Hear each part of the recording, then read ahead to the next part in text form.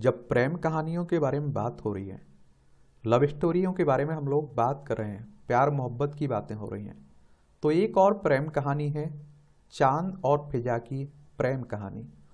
और इस कहानी को हम लोग भी देख लेते हैं। बड़ी दिलचस्प भी है और बड़ी चर्चित प्रेम कहानी है ये। और आप लोग देख भी रहे होंगे, चांद को भी और फिजा को भी। तो प्यार का सियासत से कोई मेल नहीं है। प्यार में समर्पण होता है, विश्वास होता है, एक दूसरे का साथ होता है। और वहीं अगर हम लोग सियासत में देखें, राजनीति में देखें, तो सियासत में विरोध होता है, टांग खिंचाई होती है, तू मैं होती है। विश्वास तो दूर दूर तक देखने को नहीं मिलता है, दूर दूर तक होता भी नहीं है। और आप देखेंगे कि एक दूसरे को संदेह की नज़र से देखना आम सगल है वहाँ राजनीति में। प्यार की मंजिल एक दूसरे में विलीन हो जाना है और अपनी पहचान की परवाह नहीं, अपने अस्तित्व का फिक्र नहीं है। सियासत की मंजिल अपनी पहचान इतनी बड़ी कर लेने की है कि दूजे का अस्तित्व ही संकट में आ जाए। बिल्कुल विपरीत रिश्ता है प्यार और सियासत का, प्यार और राजनीति का। शायद यही वजह है कि सियासत में प्यार का तड़का लगता है तो कई बार घातक कॉकटेल बन जाता है। इसका घातक इतना होता है कि जान ही चली जाती है, जान से हाथ धोना पड़ता है। चांद मोहम्मद फिजा का प्यार का ऐलान तो चंडीगढ़ 7 दिसंबर 2008 की बात है। सर्दियों की दोपहर जब हरियाणा की राजनीति से शुरू हुए प्यार की एक कहानी का साक्षी बना भारतीय मीडिया। वहां कई पत्रकार खड़े थे, बड़ी संख्या में कैमरा लगे थे, सवालों की झड़ियां शुरू होती हैं। उसके पहले ही प्यार में डूबा वो लवी डबी कपल सामने आया और एक दूसरे को गले लगाया और देश की पूरी मीडिया के सामने अपने प्यार का ऐलान कर दिया। एक खबर फिल्मी जरूर लगती है, लेकिन ये हरियाणा की राजनीति की वो हकीकत है जो कभी देश के अखबारों और टेलीविजन की हेडलाइन बनी। मीडिया के सामने प्यार का इजहार करने वाला ये लवी डबी डब कपल कोई और नहीं बल्कि उस वक्त के हरियाणा के उप मुख्यमंत्री चंद्रमोहन और उनकी गर्लफ्रेंड अनुराधा बाली थी। कौन थी? अनुराधा बाली थी।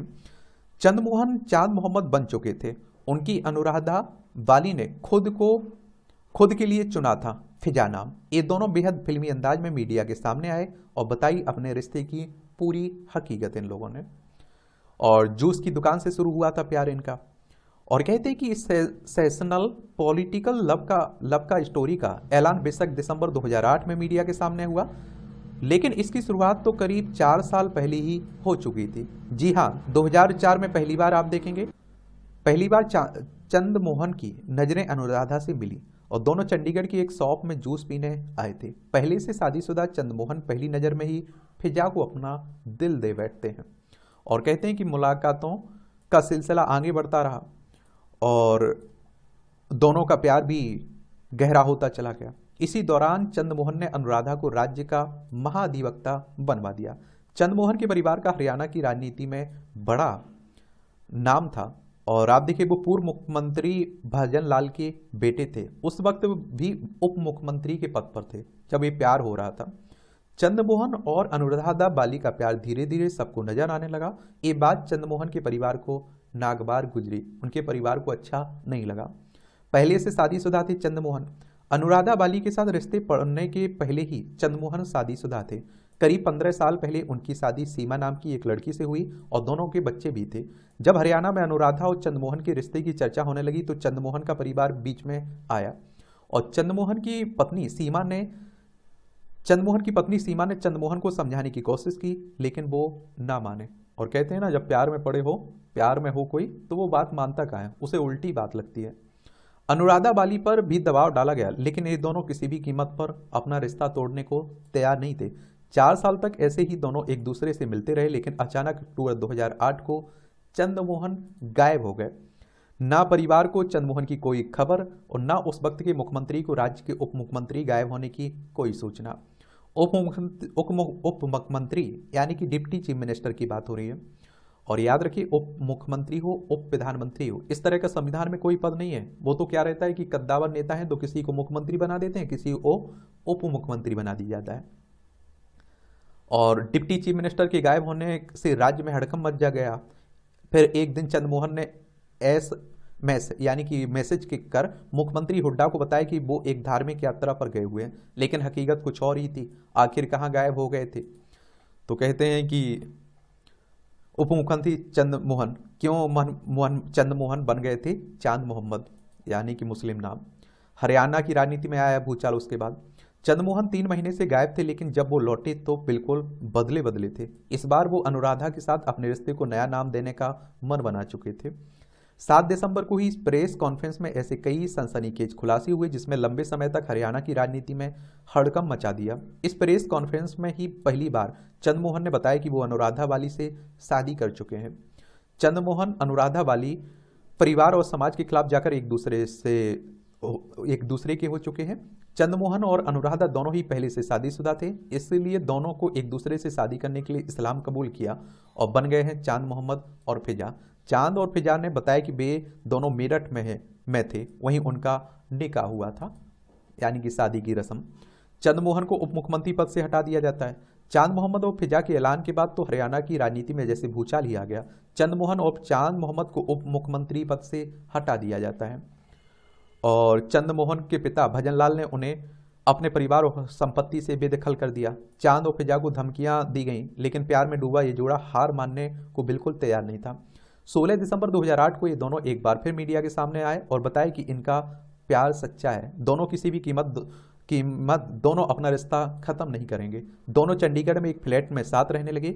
ऐसा लगा शायद थोड़े समय के बाद दोनों के प्यार के सामने हरियाणा में चल रहा भूचाल थम जाएगा, लेकिन ऐसा बिल्कुल ना हुआ। 1 महीने बाद फिर एक ऐसी सनसनी फैलाने वाली खबर आई जिसमें एक बार फिर हरियाणा की फिजाओं में खलबली मचा दी। सिर्फ 40 दिन फिजा को छोड़ा। अब तक सियासत में प्यार की चर्चाएं थी, लेकिन अब बारी भी प्यार में सियासत की थी। चांद और फिजा की शादी को अभी 1.5 महीने ही नहीं बीता था कि अचानक चांद मोहम्मद के फिजा के घर को छोड़ने की खबर आई। चांद मोहम्मद फिजा को छोड़कर लंदन जा चुके थे, लेकिन फिजा के ये मानने को तैयार ही नहीं थी। 28 जनवरी 2009 को आप देखिए फिजा ने चांद मोहम्मद के किडनैप होने की शिकायत दर्ज कराई। फिजा ने चांद मोहम्मद की पहली पत्नी, पिता और भाई के खिलाफ मामला दर्ज करवाया और अगले ही दिन आप देखते हैं, अगले ही दिन यानी 29 जनवरी को एक बार फिर फिजा के घर से चौंकाने वाली खबर आई। फिजा ने चांद मोहम्मद से दूरी के गम में एंटी डिप्रेशन की ओवरडोज ले ली और फिजा के खिलाफ आत्महत्या की कोशिश का मामला दर्ज हुआ। और आप देखते हैं कि हालांकि फिजा ने आत्महत्या की कोशिश से इनकार किया। चांद और फिजा की लव स्टोरी रोज देश के अखबारों और टेलीविजन की सुर्खियां बनती थी और जनता भी इनकी कहानी खूब रुचि ले रही थी। और इस तरह की कहानियों में आप देखते हैं कि लोगों को रुचि होती है और मीडिया को भी रुचि होती है।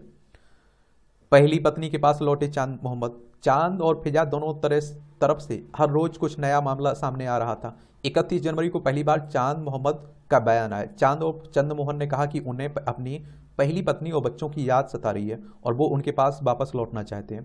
तो क्या 2 महीने पहले ही जिस फिजा को चांद मोहम्मद ने मीडिया के सामने अपनी जिंदगी बताया था, उससे इतनी जल्दी उनका मन उब गया, यानी कि प्यार पूरा हो गया। फिर आप देखेंगे चांद मोहम्मद के बयान के बाद तो ये पूरा मामला एक अलग रुख लेने लगा और 2 दिन बाद ही फिजा ने चांद पर उनकी भावनाओं से खेलने का आरोप मढ़ा और 16 फरवरी को फिजा यानी अनुराधा बाली ने मोहाली में चांद मोहम्मद के खिलाफ धोखाधड़ी के मामले में एक FIR दर्ज भी करवाई। अब सोचिए प्यार कहाँ था, अब FIR, कोर्ट का चक्कर शुरू हो गया और फोन पर फिजा को दिया तलाक। शादी के महज 2 महीने के अंदर ही प्यार में डूबा एक जोड़ा अलग होने की स्थिति में आ गया। मार्च में फिजा के पास आए चांद मोहम्मद के एक SMS ने इन दोनों के बीच बची खुची नजदीकियां भी खत्म कर दी। फिजा ने बताया कि चांद मोहम्मद ने पहले SMS करके तलाक दिया और फिर फोन करके तलाक कहा, यानी चांद मोहम्मद और फिजा का रिश्ता हमेशा के लिए टूट चुका था। जुलाई में चांद मोहम्मद वापस भारत लौट आए और कहते हैं कि